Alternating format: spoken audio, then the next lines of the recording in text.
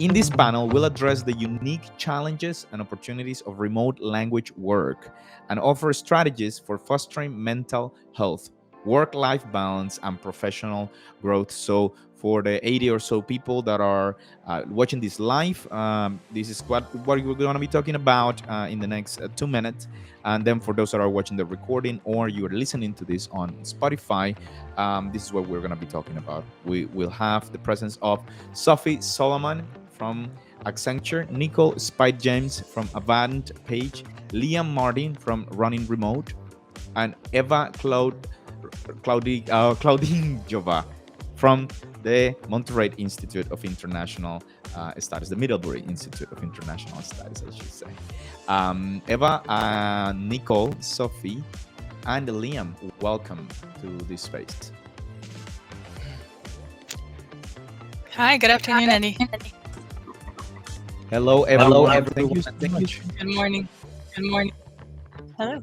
Hello. All right. And Mila, I'm hearing an echo. I don't know. I think someone's...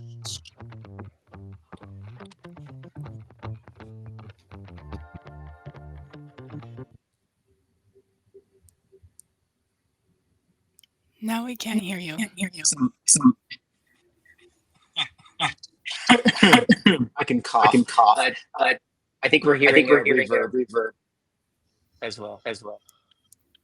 Someone has their mic open. Yeah, it might be. You try muting yours, Eva.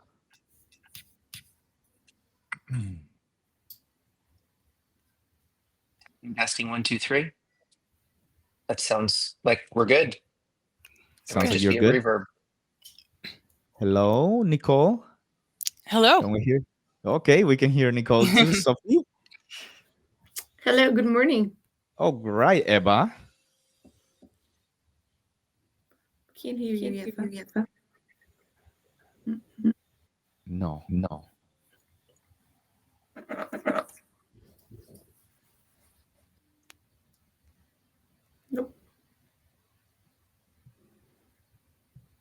Now? One of the challenges of remote work. I'm sorry, still not working? Yes, we can hear you. I think we can hear you now. That is really good. The reverb's back. Yeah, I think the only recommendation, Eva, is to put in the headphones. I think it's your audio comes in from your microphone. But I'll try to mute myself whenever you're speaking. And just to make sure that we're all on the same page, we are here in LangTalent 2024. For those that join us for the first time, the intention of this event is to be an online event designed to connect talented language professionals with leading companies seeking diverse and skilled workforces in the language industry around the world. And for those of us that have been in the industry for a bit, we know there's no secret. This is kind of like a remote first industry where a lot of us work remotely.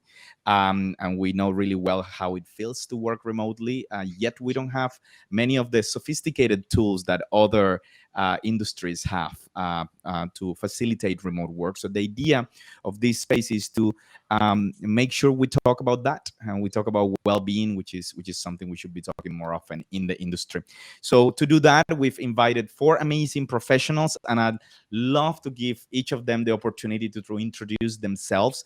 I have some amazing descriptions, but I'd rather have them introduce themselves and get to know them as we have this conversation. So why don't we do Nicole, Liam, Eva, and then Sophie? Great.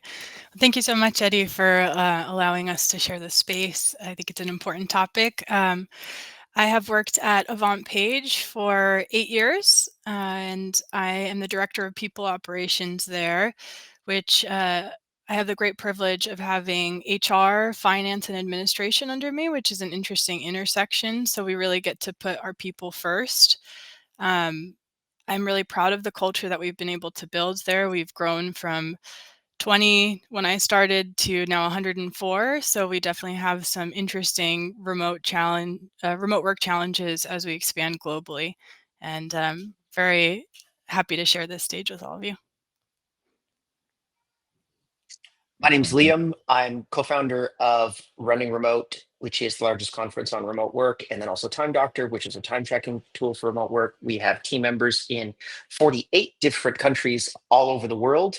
And our mission is we are trying to facilitate the world's transition towards remote work. And we've been doing this for almost 20 years. I literally had to Google myself to find out how close I was to that 20-year mark. I'm around 19-ish working remotely. So I definitely was doing it before it was cool. And then automatically not cool. And hopefully cool in the future. We'll see how Elon does. Yes, I totally agree with you, Liam, and I think I caught you in the middle of those 20 years, and it's been super empowering. So it's great to see you again, Eva. Hi, everyone. My name is Eva Klaudiniova. I've spent 16 years in the industry. I work both on the vendor side and the client side here in Silicon Valley. I left the industry in 2018 to start teaching as a professor at the Middlebury Institute of International Studies. So my career went back full circle because my first job was teaching at a university in Slovakia. That's where I'm from. I'm a program chair of the Translation and Localization Management department at MIS. And my situation is very similar to Liam because first time I started working remotely was all the way back in 2001. So I had a lot of experience doing remote work the old way when all we had was just the phone and email and instant messenger. So, and I also manage remote teams all over the world. Now I'm working hybrid remotely from home 3 days a week. So I've had a lot of experience doing it every possible way. Thank you, Eva. All right. Let me see. Echo? No echo. Okay, wonderful. So my name is Sophie Solomon, and I'm probably the least versed, I would say, in the language industry. But I hear about the language industry every day because my partner is a dinosaur of the language industry. No, that's true. However, my experience with the language industry, I have been a consumer of translation and localization while I worked at Microsoft and now at Accenture. So, but the main reason why Eddie invited me to join here is that prior to joining Accenture, that was acquired by the company that I work with, that was acquired by Accenture. I was responsible for creating, it was a small B2B marketing agency, not small, about 500 people. And I was responsible for, or I built the whole staff augmentation and strategic resourcing arm of the company. And as such, and that was Liam, I could totally relate to you. That was before remote was cool. And we talked about remote culture, or what at the time was like, now it's become a cliche, the future of work, where I hired over 250 consultants to support Fortune 500 companies in their B2B marketing initiatives. So I managed over close to 200 people. I had teams that were up to 59 people, completely remote. To this day, I think I've met 5 people 10 years later. And as such, I developed a whole program and ecosystem to support not only the individuals, but also to promote the virtues and the advantages that come with remote work. So with that, and then I have a whole day job here at Accenture that is kind of boring, so I'm not going to talk about that because that's not interesting. Thank you, and it gives us a lot of texture on where you're at and where everyone is at. So thank you so much, and feel free to interrupt if you have any thoughts along this conversation. We have some guiding questions, and we know time's precious and limited. But starting with Nicole, you mentioned that As AvantPage has grown, you've experienced different challenges working remotely. Can you tell us a little bit more about what those challenges have been, and then perhaps we can all chip in into how those can be solved, and even how you've solved them, and whether there are any other ideas on how to like go about them, and any other challenges that we see in this and other industries. We're saying the remote language professionals, but it's the remote professional overall. Yeah, absolutely. I'd love to share our experience. So I think anytime that you're scaling as a company, there is a need to really put the emphasis on fostering connection and building trust. New people coming in every day, you're losing that sense of community that you once had when you were 20. And that is increasingly harder, I think, in a remote workspace. Just it's a lot easier. You know, I come from the Silicon Valley startup background, and we used to have like TGIF Fridays where we would all play ping pong and drink beer together and kind of share our weekly goals and progress. And you can't do that as directly in a remote working space, right? So, how do you carry your culture, and how do you create a really amazing community, which I think we all want in our workplace, right? Is to enjoy coming in on a Monday morning. So, uh, some of the things that we've tried to do is not overcomplicate it, keep things really simple, create spaces within, let's say, Microsoft Teams for people to give each other shout outs, or having pizza Fridays where my poor team has to send pizzas to everybody's door all over, the world, which is a very hard logistical challenge, but thank you to platforms like Uber Eats that make it possible. And it's those little things that, and mostly creating the space for people to have real conversations with each other, prioritizing, um, making sure that people really do sign off at 5. That has to come from leadership, right? Because I think one of the challenges is, especially in the localization industry, I think we're very passionate individuals. I think most people really care about what they do. And when your office is in your home, it's hard to, leave at 5, or uh, things get blurred.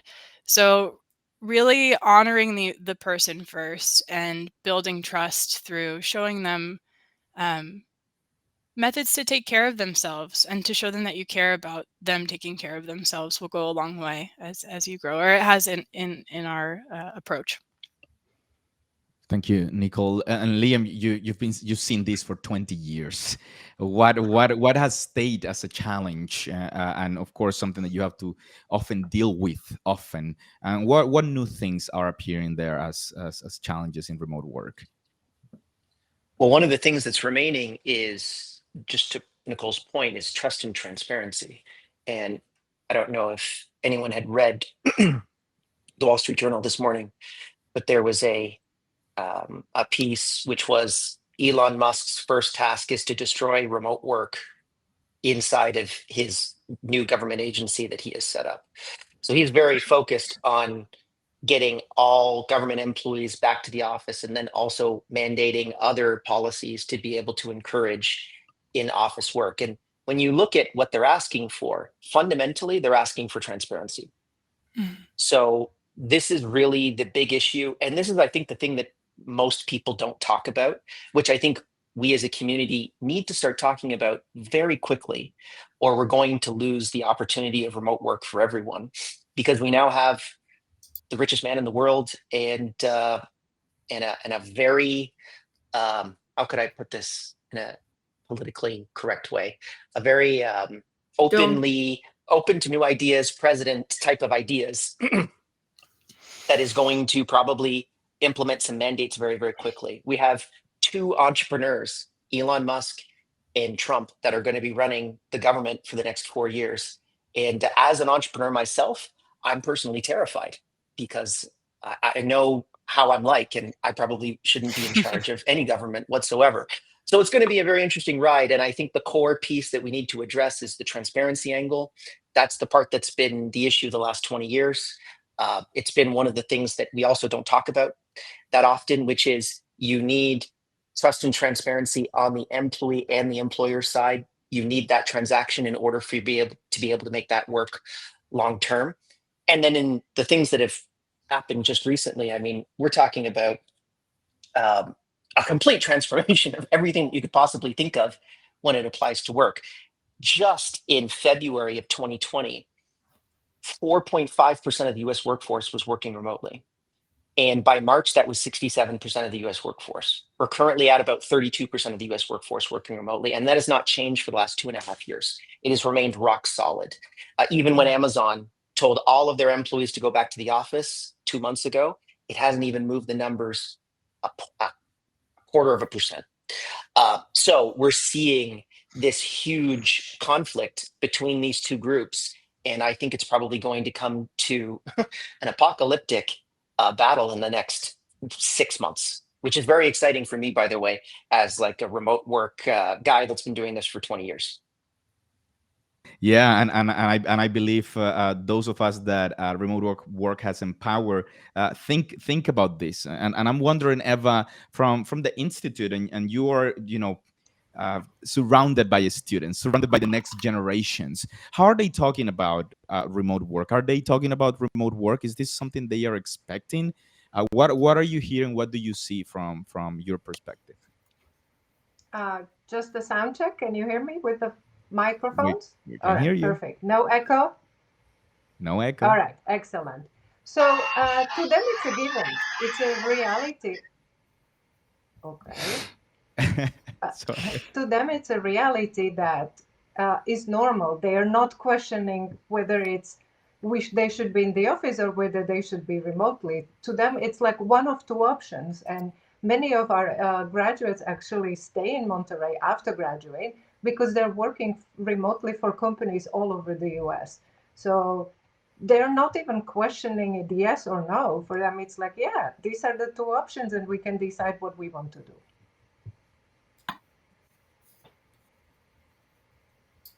And I'm muted. Eva, and you mentioned also that you've been in the industry working remotely for a long time. What were some of the challenges that you first experienced working remotely? And you've mentioned technology has changed abruptly. Is this something, of course, that has made a difference in how you operate remotely? Yes, it's so much easier now compared to when I started in 2001. Like I said, all I had was the phone. We didn't really have WebEx or GoToMeeting yet. It was not so prevalent, it was not so used. So when you needed to talk to your managers or participate in a team meeting, you had to do it over the phone. And it was really hard to be heard when everybody else was, I was the only remote employee at that point. So that was one of the challenges. Um, so virtual conferencing has made a huge difference. I don't think we would be as successful with switching to remote work if we didn't have Zoom and all the other options. Um, Another difficulty was being remote, being physically away, and not only like physically away, but literally 9 time zones away from the rest of the company, because I was their first employee who was working remotely from Europe. So I was not um, I was separated also by time zones. So I had to adjust my work time. Very good thing is that I'm actually a night owl. So I started working in the afternoon and worked until 10 or 11 p.m. That was not a problem for me. But if somebody is a morning person and is in Europe trying to work with people in California, I think that would be impossible for them. So you really have to look at how your natural rhythm meshes with the regular office hours of your company if you're dealing with time zones. That was a difficult thing. And I miss the camaraderie of the office because I used to work with them in California, and then because of the scholarship I received, I had to go back to Europe for a couple of years before I was able to come back. So I miss those people that I knew in person where we used to have lunches. I didn't have any of that. So I had to work extra hard on building social connections with people outside of work so that I would have that social interaction multiple times a week because I didn't get it through work. It was mostly just emailing with an occasional phone call. Thank you, Eva. And Sophie, I want to come back a little bit to the idea that we were talking about with Liam about transparency and accountability. And of Yep. course, you've had a lot of experience around this. What are some of the things that you've done? And of course, you've done in office work as well as remote work. Can you tell us more about that? Yeah, absolutely. Um, and yeah, I think that what you said, Liam, is right on the mark. And I think that really what it boils down to is it's really accountability and trust. And when I hear those big concepts about we need to have people back into the office and we need to know uh, where they're sitting, what they're doing, what they're working on, at the root of it all is like it's a complete lack of trust. And so I think that what makes remote work successful, at least in my experience, is not a traditional engagement model. It's more a deliverable and KPI driven engagement that you have with your employees, where who cares if you work from the trunk of your car or from a chair on the beach, right? As long as you deliver, as long as you meet expectations, as long as you make the project or the situation successful, it really doesn't matter where you work. And I think that the mindset, and I experienced this with Microsoft, and with Amazon right now. I'm working on a huge project with them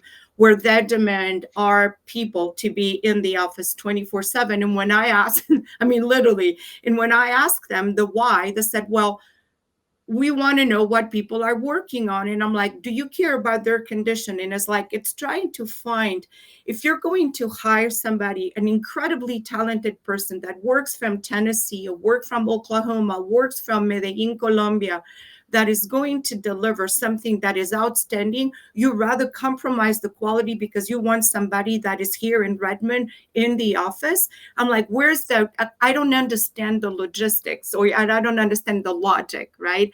And I think that really at the root of it all is that it is the leadership style that is really that is suspicious and doesn't necessarily empower the employee or empower the individual to do their best work with the conditions that they want. And so it's really about accountability.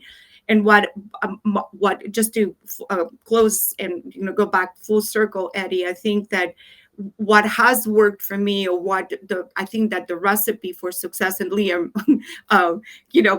tell me if that works for you as well, is that it really the engagement has to be different. Is how you measure success.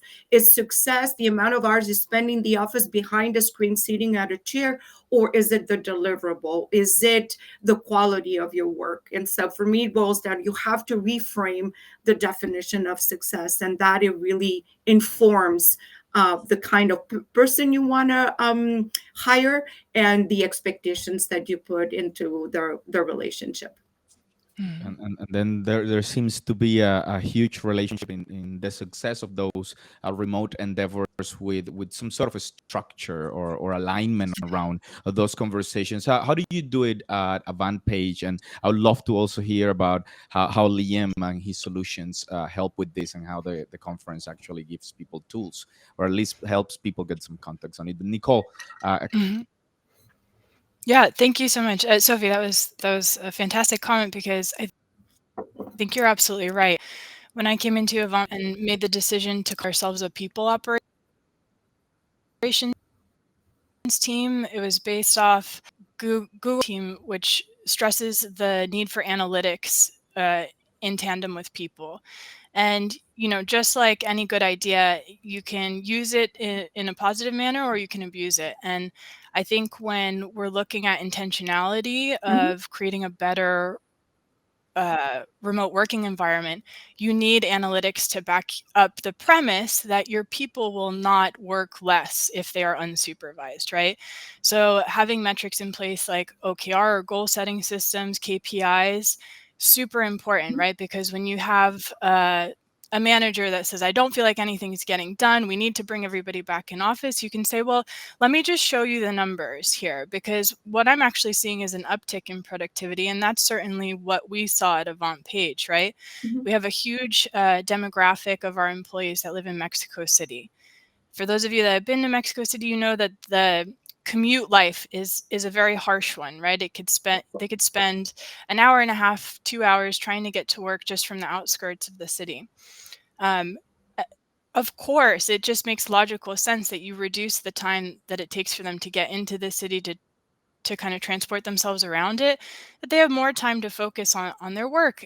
Sure, maybe they do a load of laundry here and there. You know, maybe they go on a walk with a friend. We want them to do that, right? Like, it doesn't matter, because if you put the emphasis on, like Sophie was saying, creating great quality products, um, allowing people to be passionate and uh, take care of themselves and be well balanced human beings, like, that will only serve your company. And I think it is such a false premise to believe that if they are unsupervised, that they're going to sort of manipulate the system. No, people really care about what they do if you care about them. So that's been our experience.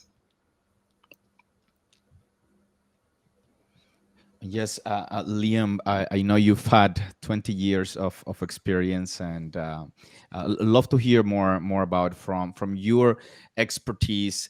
Of course, this I presume the way in which teams used to manage themselves 20 years, 10 years ago, it has changed dramatically. And of course, Mm. even multilingual, we use different types of methodologies as well as like a daily stand-up meeting, which allows us just like sometimes just tell jokes and just say hi to everyone, but it also tells us where everyone is at mentally, and also what they are working on. And if they've switched tasks, that's fine. Like prioritization, it's part of like what your responsibility is. But Liam, would love to hear more from you. Yeah. So one of the things that's kind of a caveat to this entire conversation is asynchronous management. So before COVID, 95% of remote teams ran asynchronously. So synchronous communication was not a dependency. Right now, we're communicating synchronously, but if you're listening to this recording, you're consuming that information asynchronously. And so that allowed us to be able to be much more metrics driven and an outcome based organization, because we weren't necessarily tied to, do I like Nicole? Is it fun chatting with Nicole? Or what are Nicole's outcomes and outputs as a worker inside of this organization? But to go back to the transparency discussion, I think a bigger part that I've been thinking about basically in the last like 3 to 4 days, as we've seen this shift politically, is we're on the wrong side of remote work for the current administration, and we're located in a whole bunch of different countries. I'm Canadian, currently in Barbados. So it doesn't necessarily affect me, but it does.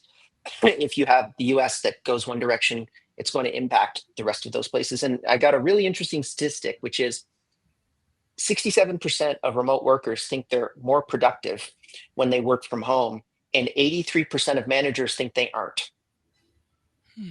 So it's like the core issue. Now they are, and I could throw essentially about 50 or 60 studies your way to be able to prove that point.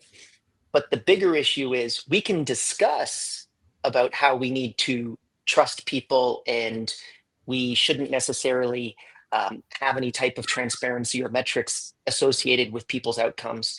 But the reality is that that's not going to convince the vast majority of the management world that is currently in control of this, and also the administration. So how do you measure that? How do you actually come down to the reality? I mean, there's a whole bunch of things in HR that that are really bad for workers, but we keep doing it. So large office environments where there are no walls. Study after study after study shows it's horrible for productivity. We keep doing it.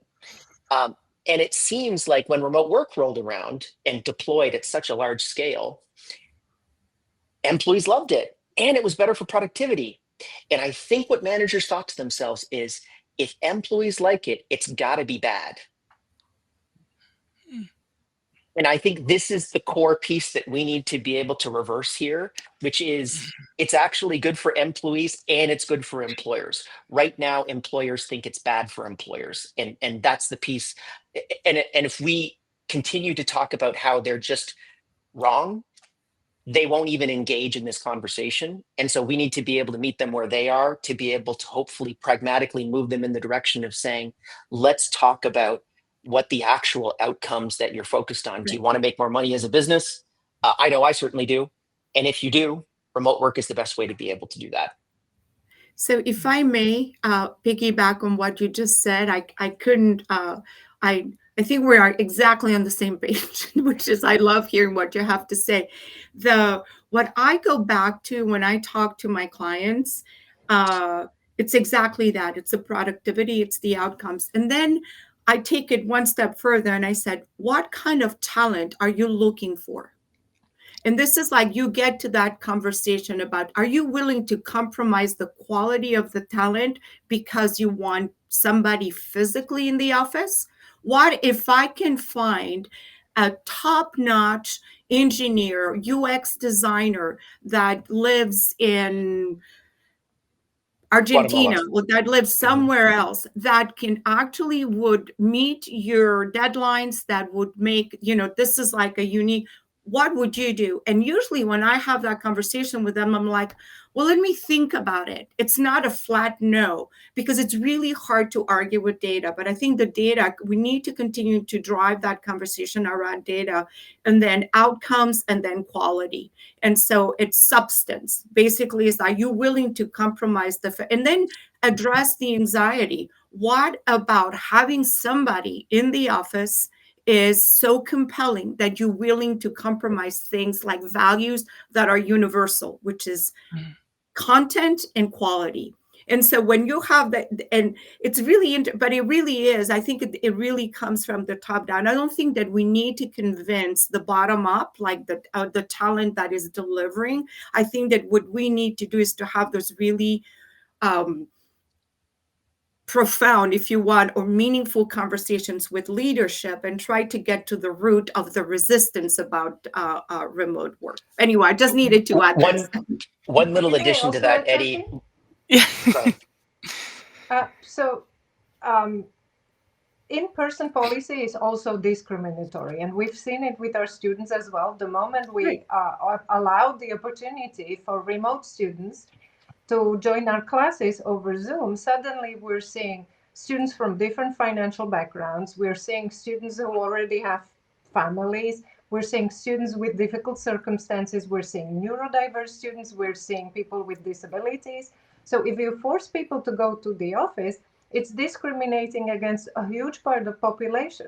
And what the biggest impact is not only on people with disabilities, but also women, because they still carry the majority of the household chores.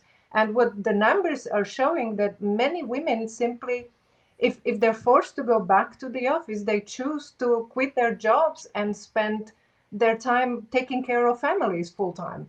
So that's a really shift in the wrong direction that needs to be course corrected. Can I just make one comment too?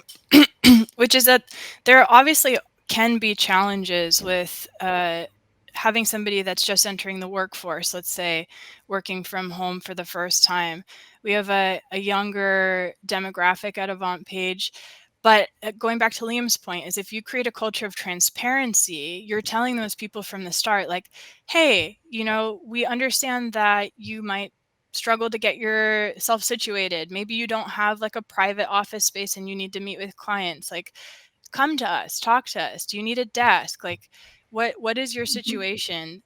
Because everybody is adaptable and they want to have the best possible work situation. So creating the space allows them to come to you and say, this is exactly what I need. And then you work and you get there. I promise you'll always get there, but you need to have that open dialogue.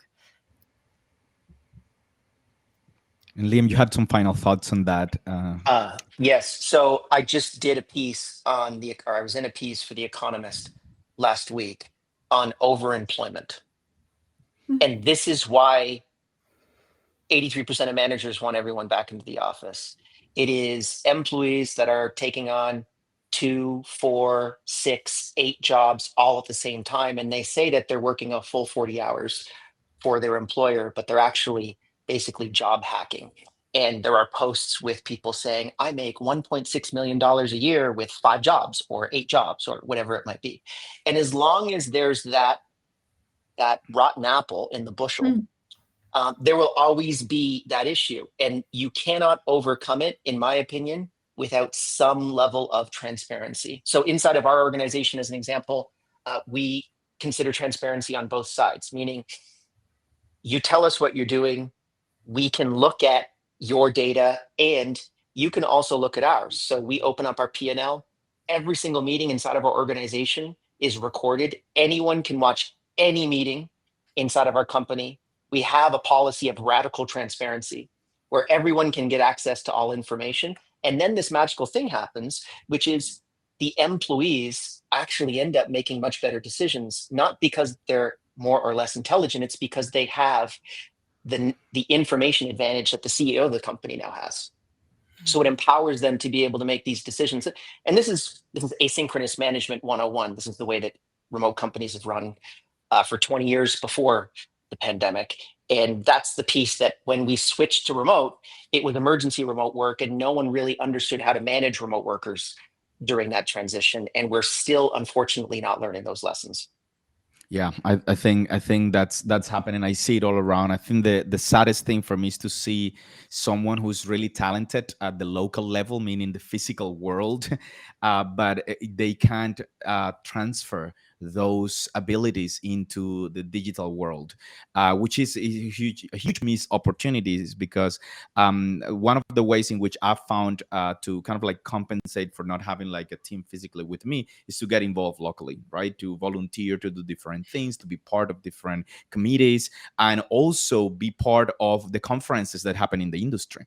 So the language and localization industry have tons of conferences, more than the ones that you can attend. Over 20, I would say, that you can actually attend that are on my radar. But we partner up from MultiLingual with over 45 different physical events. So let's say you are a company, and you are in this transition. You came from the physical world, let's say, which is has happened to so many people in the language industry. And as companies, some companies are actually right now all physical in one single location in Buenos Aires or Cordoba or anywhere around the world. They have a physical office, and they require everyone to show up, or most people to show up. What do you think that they should do? What, let's say that there is an interest, and leadership wants to move towards, like, okay, let's do remote work properly. What are the things that they should consider immediately? Anyone? I'll take it. Please. Well, I think that Nicole, I'm interested to hear your opinion on this already. I think there's a couple things. One is that what happens with people that join the company, and there are those that are already in, like acquired talent, and those that you are the future acquirees, if you want, or the future talent. I think for future talent, so the people that are going to join the company, I think that I've spent a lot of time working on onboarding. And I think that a successful onboarding, understanding best practices, understanding the rhythm of the business, understanding the governance around the expectations, understanding about what is the etiquette with video conferencing like we're doing today, and treating it like this is your virtual office. And if you think about it as your virtual office, what is the rigor that you need to have around engagement? So I think that piece is really essential for those that bring in. And then for those that exist, it's just basically, it's almost like a change management approach. It's like, how do we switch from what the physical, all the benefits, and getting really crisp on what are the advantages of being in person, and how you artificially recreate or digitally recreate all the benefits of being. So we used to have a virtual water cooler. What is the virtual water cooler? So we had a little picture of an avatar of a water cooler, and everybody would come with their coffee and say, oh my God, the water cooler is broken again today, right? I mean, we would just make jokes, but it was kind of like recreating something. It was almost like before VR, right? But we kind of recreated what it would look like. And then really bad joke. Who has a really bad joke today? Or, tell us the most horrible story you've had with a client, or just like, today is a happy day. What is the best thing that happened to you? So we would just have like those really moments of candid interaction, but it's actually recreating. It's like doing that change management to bring everybody into the virtual space. And the last thing that I would say about this is that so you'll see I wear my pearls. So this is, I've been working remotely all my life. In the morning, when I go to work, I put my pearls on. When I have my pearls on, you know that I'm at work. I work from my house. At the end of the day, I take my pearls off. That's my way of saying I'm at work. I had a friend who did something amazing. She'd get up in the morning, she'd get dressed, she'd get out of her house, she'd walk around the block, walk into her office, and at the end of the day, she would get out, walk around the other way, and go back and say, "Mommy's home." And it was like, it was a way, basically, it's just building that rigor, that governance, that you basically recreate. Just like if you peel the onion and said, what are the advantages of being in the same, in it being physically there, and you artificially or digitally recreate the rigor, the governance, and the habits to create that virtual space. So those are my 2 cents. I love that. And if I can just comment, because I think you touched on something really important for people coming into your organization. The first 90 days is like your most critical Yes. moment to build trust with your employees. Mhm. If you're selling them the Disney experience and they come into your door and it's the Amazon, warehouse experience, you have lost them, and you will never build the trust that's necessary to facilitate a great remote working environment. So that, like Sophie was saying, the 30, 60, 90-day plans with really clear expectations that include tools and trainings that will support them. Like Sophie was saying, like, how do you show up for a client meeting? What's expected of you? We have a shout out and warm fuzzy channel. Like, what can you say there? Like, how do you interact like as an employee? We have a very warm, somewhat informal, but we're also really rigorous culture, right? So where do I show up with more formal rigor, and where do I get to be my human self, in this space? Because one of the things I think we're all as the human race suffering from in this digital technology, especially AI emergent age, is how do we build communities? Because we now have this virtual space, right, which is 1 degree removed, and our hearts and our souls really need to connect with people on an intimate level. So yeah, you have to work really hard to create that sort of intimacy when you are 1 degree removed, but it's possible. And we used to have communities by going into the office and seeing people, and you could tell if Sally was having a really bad day, and you would check in on her.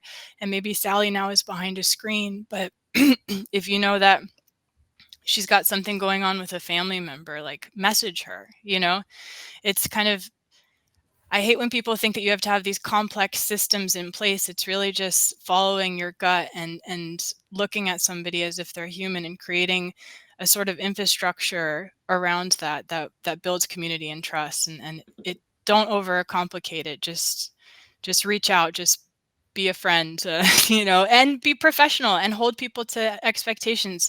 That's the best thing that you can do for your company and for them as well. Be clear about your expectations.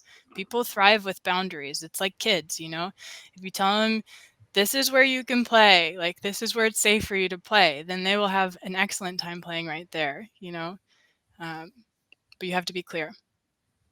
I'm not comparing like employees to kids. Sorry, but just about maybe an analogy there. We're not gonna dig deeper into the analogy. Don't worry. If I may add on the boundaries, that's so critical. And I'm seeing and hearing so many managers now blur the boundaries and expect employees to be on 24/7. So, and I'm hearing more and more accounts of that. So it's starting to get really bad. When I was managing a remote team, we were in 9 different time zones. So it was impossible to coordinate everyone. But I went out of my way to set very clear boundaries. We had to be a little flexible, but I said, and I really kept the rule with a couple of exceptions that were negotiated. I will never bother you anywhere outside of 8 to 8. So 8 a.m. to 8 p.m. your local time. Within that time, you structure your work however it works for you, and we'll try to do our one-on-ones and we'll try to do our team meetings. But I don't want you to bug me outside of work hours. I will never bug you outside of work hours. I will never expect you to work over the weekend. I will never bother you and expect you to work during your vacations, but I expect the same courtesy from you.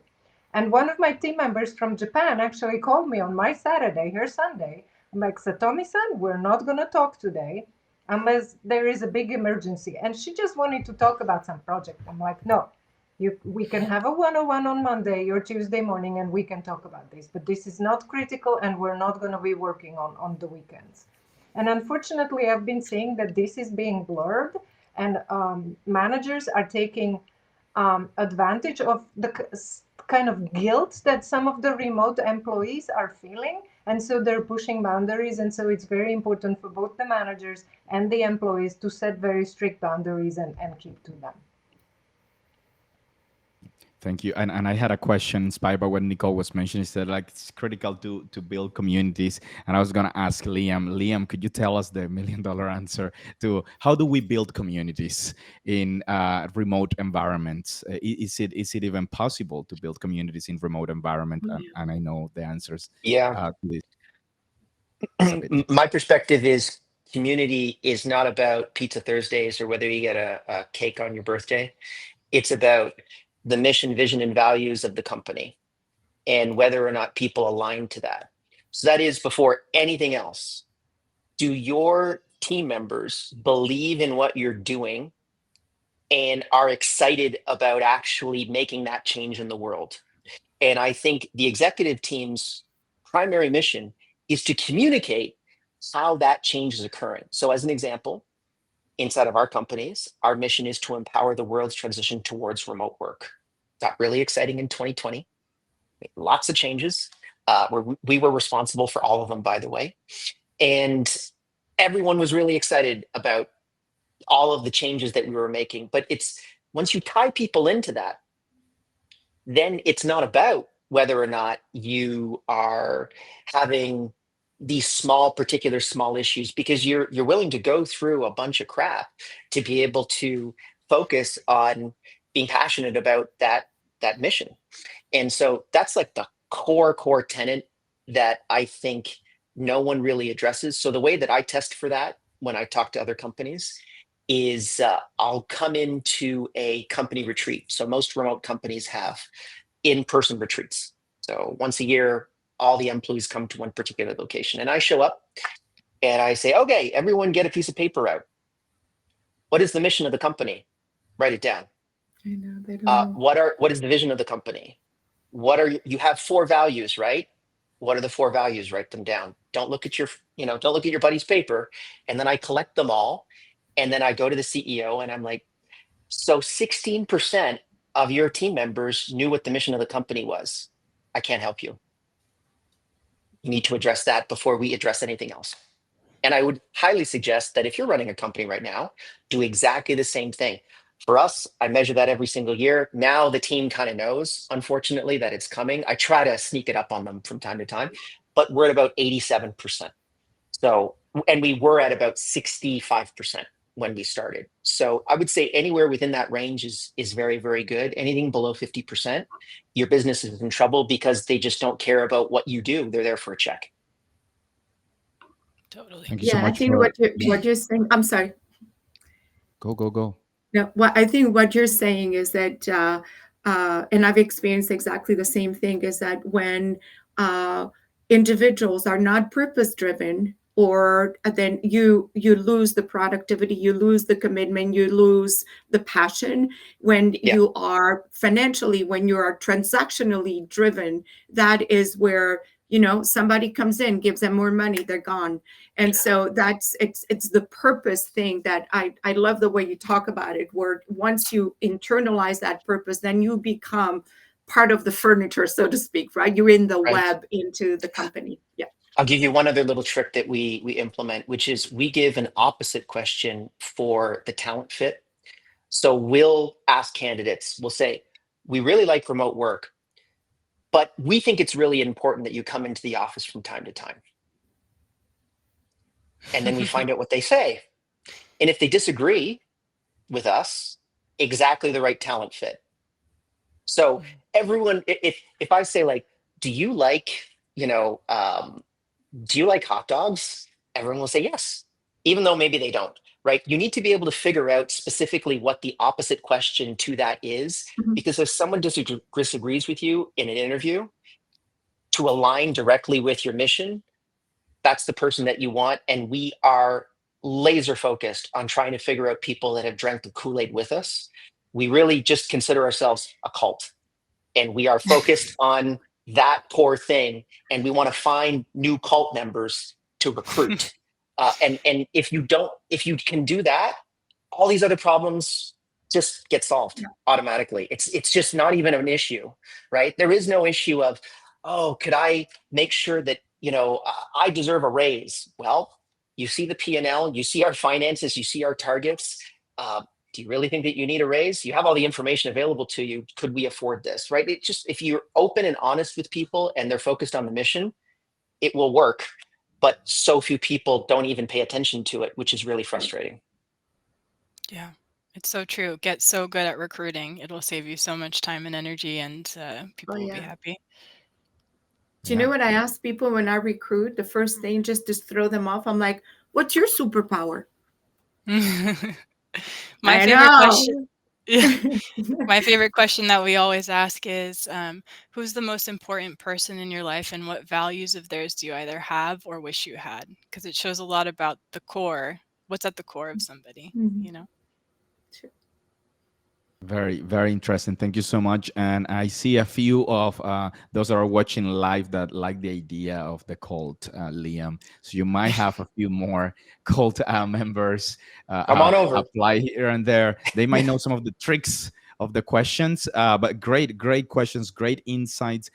We might have an extra couple of minutes. I know everyone is very, very busy. If you have any questions, please put them in the comments here. But right before we go, are there any final thoughts that you'd like to share, any of you, in any order? The only thing I would say, and I think we touched on this a little bit, it really it boils down to the human experience, and I think that if individuals that are in this environment, whether you're in leadership or your talent, make sure that you drive it from a place of authenticity and human centricity, meaning. And I'm going to use a silly analogy, which is kind of a cliche, like put your oxygen mask on first and take care of yourself, make sure that you're doing purpose driven work, that you take care of your health, you take care of your family, you have your priorities straight.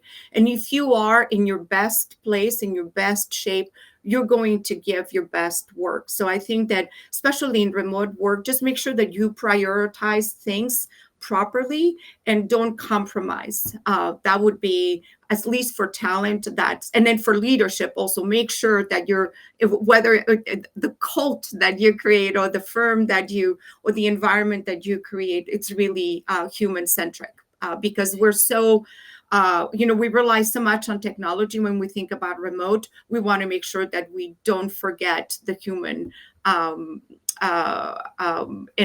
the mix of it all, for the sake of productivity. That's my last parting comment. Yeah, and I'll just piggyback off of that. We are a beautiful, multicultural, global industry that is built to enable and foster human connection. So let's not forget that in our places of work, because what a privilege that we get to work in this industry, and that we uh, get to be passionate about what we do. So just take care of your people. It'll pay you back in folds. So. Yeah, and we have a question that perhaps could help us also guide these final thoughts. Amir talks about research that show how much workplace learning happens through social interactions. Of course, we might have to break that down a little bit more. But how does the absence of social interaction, I guess, the core question, um, uh, in remote work, impact this? And what might be some ways in which we could overcome those? I love yearly team retreats. I love that. I love the idea of team retreats. I really, really like it. I'd rather spend 3, 4, 5 days with the team once a year than being with them the entire year. Nothing against my team members. I just do a lot of great work by myself as well. But I don't know if anyone wants to take a stab at that question. I'm I'd sure second Leon that one. probably has In some. 2 weeks, we're going to the Bahamas. We're going to Atlantis for 7 days. It's going to be awesome. We're all going to go on like all those water slides Wow. in Atlantis, and it costs us a lot of money to be able to do that, right? I think the budget there is probably close to $500,000, which is a lot of money for us. But we're very happy to continue to spend that money because for us, that's really the positive ROI that we have. It's a conference about the company, really, that we get to do every single year. And people love it. They look forward to it. It's a huge company perk. We usually try to fly people to really interesting places. We went to Dubai the previous year. The year before that, we went to Bali. The year before that, I think we went to Bangkok. So it's just one of those things that people really love. And it's fundamental to our culture. So it is something that I would probably say, yes, social interactions are important for other forms of learning, but we're very mindful of that, and we actually try to stack it all. I have a very in-depth video where on our YouTube channel where I go through everything that we did, the full P&L of how we do our company retreat, and also all the things that we did to prepare for it, because there's a huge team that also does that lift every single year. One full quarter of a team of 3 people is just to do that company retreat. Wow, that's And you can incredible. also Yeah, and I do think that if you're not in a programmatically. yeah, right. That's what I was gonna Do say you want too. to go, Is Nicole? if you don't have the resources. Oh, sorry. Uh, I think there was a little bit of a delay. You go Did I first, cut you Nicole, off again? and then Eva. Oh, okay. I'm so sorry. Yeah, I was just gonna say that we've had a on the budget to do a big company retreat every year, and it's been cost prohibitive for us to do that. But what we have done is like micro opportunities for people to meet. So if there's like a little bit of a hub, it's a lot more cost effective if you can just throw up a co-working space or get a hotel conference room for a little while, and something that we're exploring for next year because we're continuing to onboard a lot of new employees. And like this person had commented, training can be really effective when you're sitting side by side with somebody. So when we're bringing in a huge influx of people, we're going to look to potentially have training events for new employees, because it's also a vote of confidence to say, you're new, but we want to make sure that we take care of you, so much so that we'll fly you an hour here, or we'll pay for a hotel room here, and you get to meet your colleagues and really learn them, right? So yeah, I think it's always good to look for opportunities. And I'm so sorry that I cut you off, Eva. Go ahead. No worries. It happens with online spaces.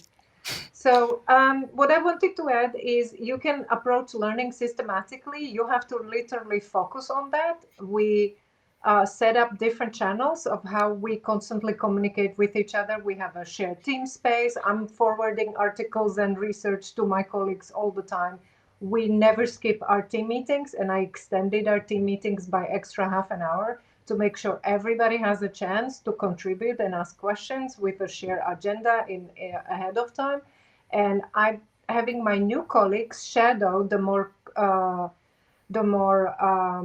experienced colleagues, and with a 3-part structure where we have a plan of what we want to learn, what we want to get from the shadowing. Then we do the actual shadowing, and then we have something like a post-mortem where we analyze what's been learned. And all of that is documented. And now I've asked our newer colleagues to create a shared training document. Whenever they find new information about anything, they share it with the rest of the team so that we can learn from each other, even though we overlap in the office for maybe just a few hours here and there. There are some colleagues of mine that I only see once or twice a semester. And we still make it work because we make it a point to over communicate, to overshare, to focus on this as a very important part of our jobs. That's fantastic. Thank you, Eva. And maybe, and I know we are past the time. If you have to go, any of our panelists, I sincerely apologize. But if you have some time to stay, that'd be great. Nina Kalinina, maybe Sophie, you can help us with this because you already gave us some advice on how to keep home and work separate. Because working from home makes it hard to tell when work ends and when life begins. I've heard of this concept of work-life integration, which is just Yeah. part of what you do. But yeah, it's good to have boundaries, right? Absolutely. And that's what Nicole was talking about earlier, is that those boundaries are very important in the same way that, uh, or, uh, uh, or you, Eva, were, just getting really, be very transparent about, especially when you work from home. Uh, with my family, with my partner, with my children, I make sure that they know. So in my own ecosystem, when I'm in the office, I'm in the office, and I'm my little office, but have my pearls on, I'm working, right? And so don't barge in. Why, we don't have lettuce. Well, not now, right? So and of course, life happens. So but I'm very crisp and very clear about what the boundaries are now. With so you I think that it's a it has to come from you. You have to make your ecosystem know and understand what your boundaries are. Same thing with I mean, we all have phones, right? And so the Pavlovian response that we have, it beeps, we look, or just turn it off. Just make sure that you don't get distracted. So you need to have that rigor.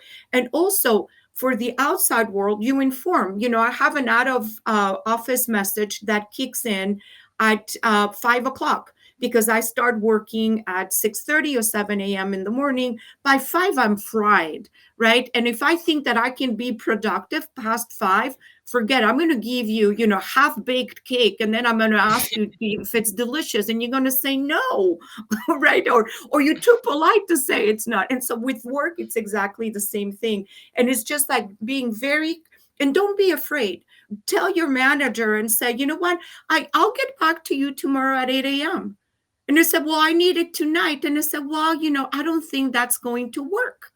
Uh, and the more boundaries you have, the more authority you have in your own world. And I don't mean that you have to be authoritarian. It's like you need to own your space. And if it starts to spill, what's going to happen is that you're going to grow resentful. You're also going to train others to expect that they say jump and you say hi hi, and pretty soon you're just going to not going to be able to fold the laundry with your kids, or just do their homework, or even if you don't have children, walk the dog. The dog is going to sit there looking at you and say, excuse me, I need to go potty. I don't know, but do you know what I mean? It's like you really you need to be the driver, and don't be afraid to set those boundaries from the beginning. We talked about onboarding from the beginning. Say, you know what, I just put it on my email. And one of the things you can do, I said, I know that sometimes my out of office says, I know that I am working.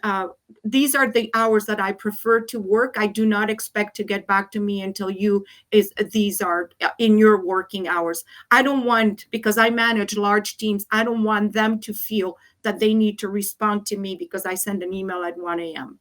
So you just put those guardrails in place, but don't be afraid. Even if it's your first job, just set the expectation. Otherwise, it's training people to say, oh God, I can't talk to Liam at 6 o'clock. I'll just send him a message, or you'll have a delayed message that comes afterwards because Liam said after 5:30, I'm not responding. So Thank you, and of course, we've gotten a lot of insights from you today. I want to thank you for being part of LangTalent. We will do this next year again. I will give you some time now to say goodbye to everyone and to let them know where they can find you, perhaps how you could be of help. I know that a lot of the content that Liam puts out, for example, is really good for remote work, and I use some of that myself with our team. So, Nicole, Liam, Eva, Sophie, please say the goodbyes to these amazing people that have been listening to us, and anything else you want to say. I'll start. Thank you so much for conducting this session, Eddie. It was a great pleasure to be a part of it with these amazing panelists. You can find me on LinkedIn with the name that you see here. Avant Page is hiring a lot, so if you're interested in working with us, check out our open roles. And I'm always here to serve the community and our industry, so please feel free to message me at any point in Thank time. you. Thank you, Nicole. Mr. Liam.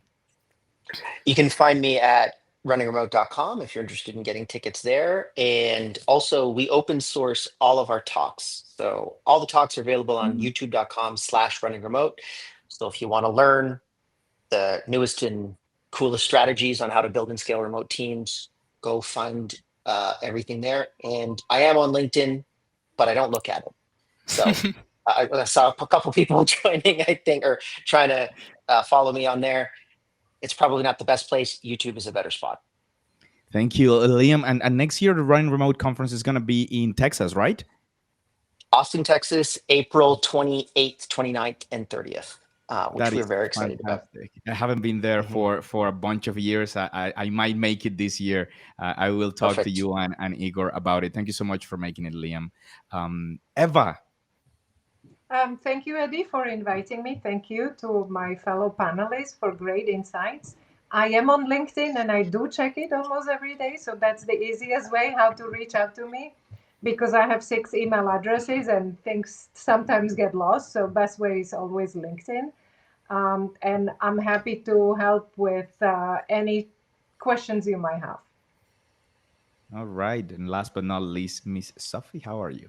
Thank you. Good. So I do check LinkedIn. Actually, I train people on optimizing their LinkedIn profile and how to leverage LinkedIn. I stalk people on LinkedIn. So yes, reach out to me I'll on email you in later, Sophie, please. Same here. Oh, Same here. absolutely. No, I stalk and I tell people, I stalk you. There's a great tool called Crystal Knows also that gives you a lot of information about people and it's totally legit. It's all out there. But anyway, yeah, if you're interested in reaching out to me or want to have some further chat, I'm happy, and LinkedIn is good. I'm just going to reach out to Liam on LinkedIn. No, I'm just teasing you, Liam. All right. Thank you, everyone. Our amazing speakers. Thank you, Camila, also for being back in the pre-production, during and post-production. Everyone who is attending this event, I want to remind you of a few things as our panelists exit. Thank you so much, everyone.